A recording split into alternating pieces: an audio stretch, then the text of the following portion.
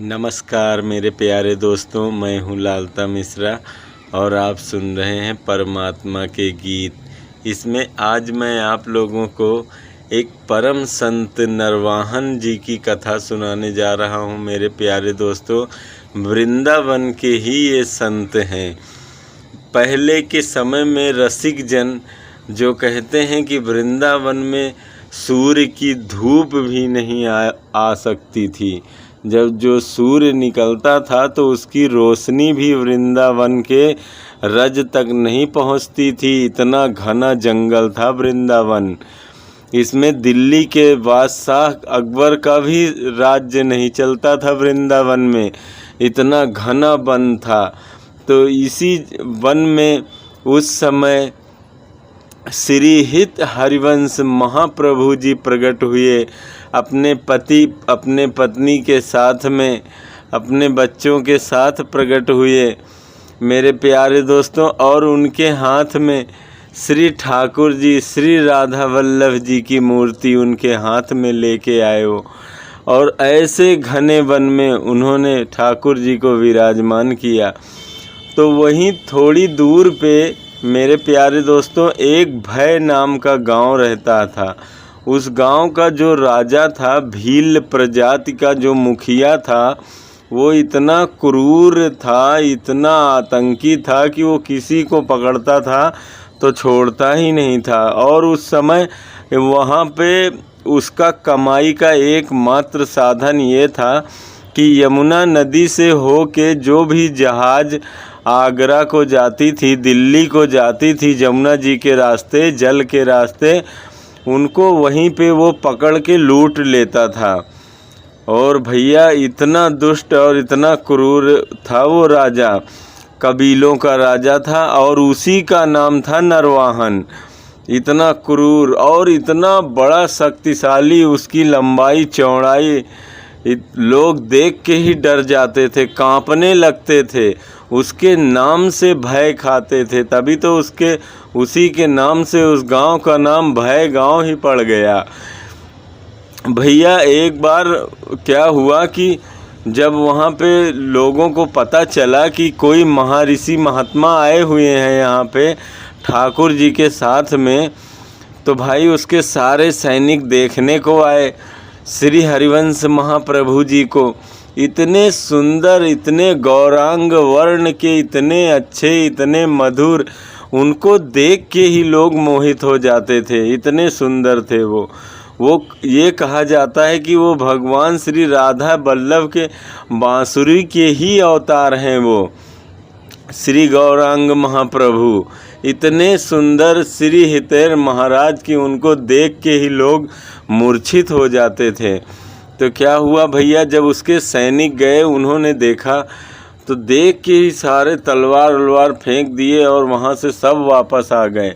बोले महाराज वो तो बड़े ही दिव्य महात्मा हैं, उनको देख के ही तो हमें तो बड़ा आश्चर्य होता है कि हम जैसे क्रूर लोगों का मन इतना कैसे बदल सकता है। भैया जब ये बात नरवाहन को पता चली तो बोला अच्छा ऐसी बात है तो चलो हमारे साथ। उसने बढ़िया पूरा अपना साजो सिंगार, तलवार, भाला सब लेके घोड़े पे तैनात हो गया और चढ़ के चल दिया अपने सभी सैनिकों के लेके। और उसके भील प्रजाति के इतने खतरनाक सैनिक, जान देने वाले उसके लिए, उसके पीछे चलते थे। वो सब पहुँचे वहाँ भाई ऊंचे टीले पे। उन्होंने तो ठाकुर जी को विराजमान कर रखा था, वहीं अपना प्रेम से भजन कीर्तन, और उनके श्री कृपा पात्र महाराज नवल किशोर दास जी वहाँ बैठे थे और उनको वो वृंदावन की महिमा सुना रहे थे। श्री हित महाप्रभु क्या सुना रहे थे कि पात पात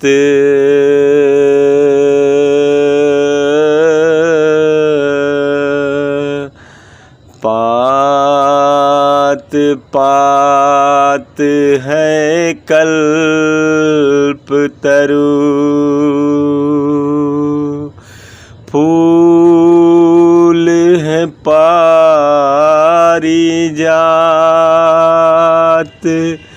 एक रस एक भाव में, जमुना बहत दिन रात। जय जय वृंदावन वृंदावन वृंदावन, जय जय वृंदावन वृंदावन वृंदावन।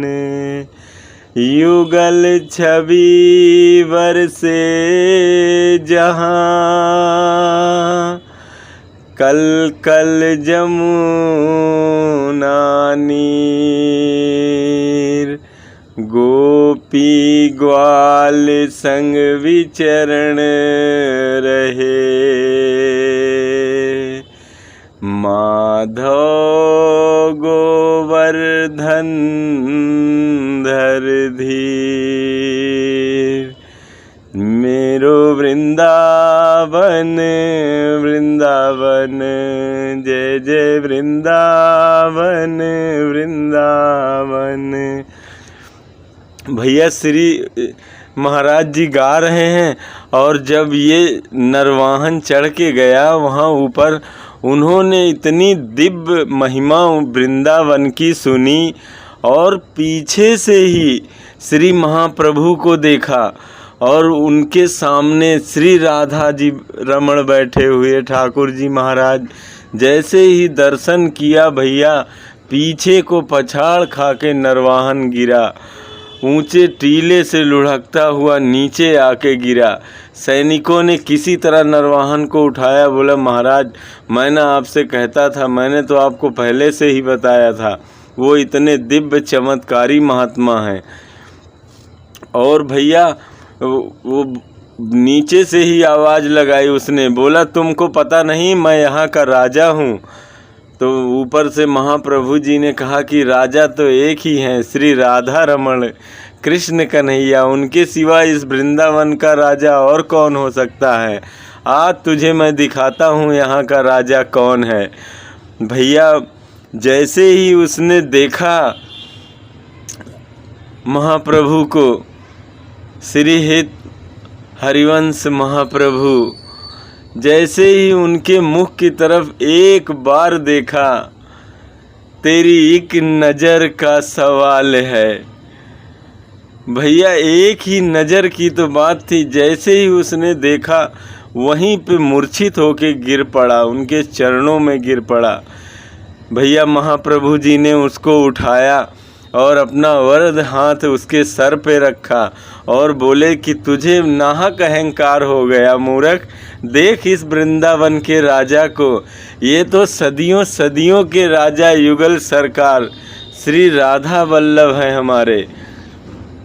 भैया उन्होंने गुरु मंत्र दिया और उसने सारी तलवार उलवार वहीं फेंक दी, हत्या वत्या लूट पाट का काम सब छोड़ दिया और चुपचाप बस एक ही मंत्र जपता रहता था, जय जय श्री राधा वल्लभ जय हरिवंश, जय जय राधा वल्लभ श्री हरिवंश, जय जय राधा वल्लभ श्री हरिवंश, जय जय राधा वल्लभ श्री हरिवंश।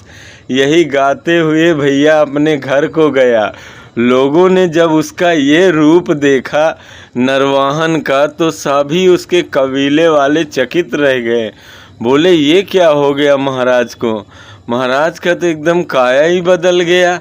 कौन है वो महात्मा आए हुए इतने दिव्य चमत्कारी, जिनके एक बार मात्र दर्शन से ही इतने बड़े क्रूर आतंकी, इतने बड़े आतताई इस नरवाहन का चित्त मन कैसे बदल गया। भैया अब तो नरवाहन लूटपाट का काम छोड़ दिए, लेकिन उनके जो गिरोह के लोग थे उन्होंने सोचा भाई हमारा परिवार कैसे चलेगा। राजन उन्होंने कहा अब तुम लूट मत किया करो, आने जाने वाली वहाँ से नाव से जो भी जहाज आती जाती हैं उनसे सिर्फ तुम कुछ कर वसूल किया करो बस, बाकी लूट पाट मत करना। तो भैया आज्ञा हो गई राजा की। नरवाहन की सभी सैनिक उसके जो थे कबीले के, उन्होंने सोचा ठीक है भाई, हम लोगों का किसी तरह जीवन यापन हो जाएगा। राजा तो हमारे अब सन्यासी हो गए, बैरागी हो गए। पहले वो इतने बड़े क्रूर थे नरवाहन, अब देखो श्री हरिवंश महाप्रभु का सानिध्य पाते ही, गुरु जैसे ही सच्चा मिल गया, वैसे ही कहते हैं कि गुरु नानक नाम जहाज है, चढ़े सो उतरे पार। वही हाल हुआ भैया नरवाहन का, नाम मिल गया उनको, बस वही रट लगाए अपना बैठे रहते थे।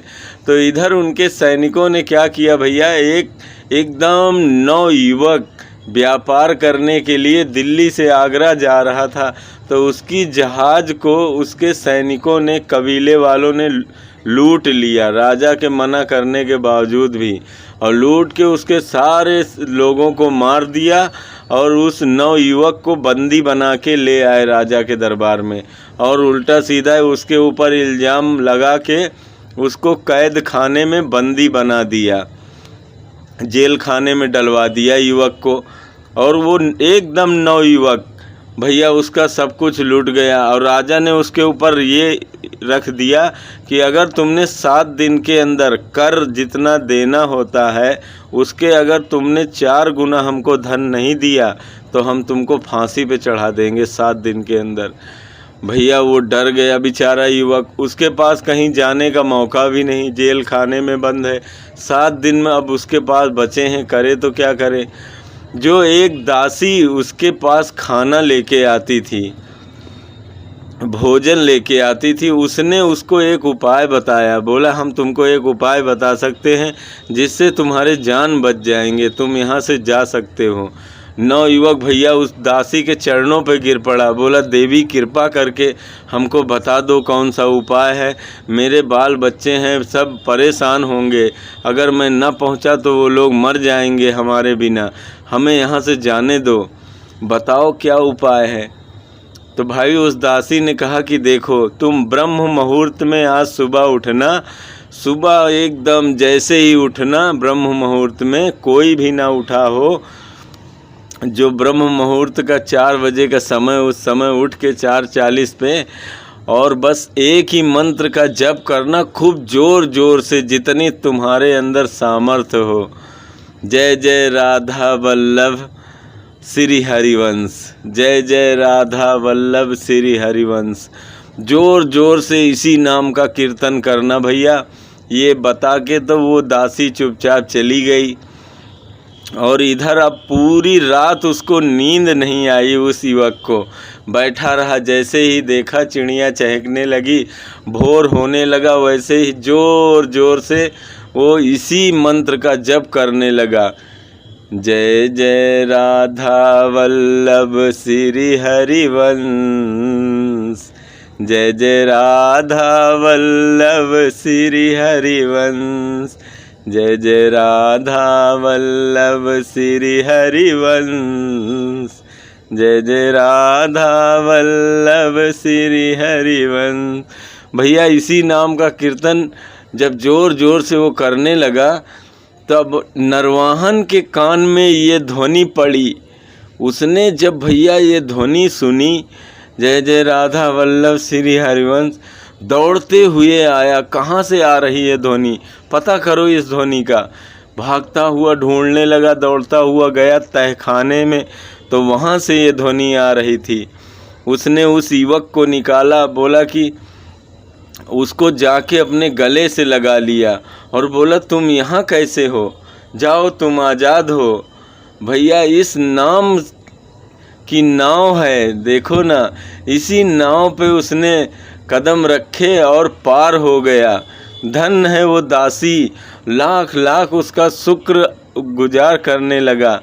ऐसे ही मेरे प्यारे दोस्तों, हमारे भी जीवन में जब कोई प्रभु का दासी, प्रभु का दास ऐसे ही आके हमें ये नाम, जय जय श्री राधा वल्लभ, जय श्री हरिवंश, ऐसे ही प्रभु का नाम, जय श्री राधे श्याम, जय श्री सीताराम, प्रभु के कई सारे नाम जब कोई हमें देता है और इस नाम जहाज पे हम लोग चढ़ के पार उतरते हैं, जैसे इतना क्रूर आतताई नरवाहन आज इतना बड़ा परम संत हो गया, इतना बड़ा परम भक्त हो गया। ये है भगवान नाम की महिमा।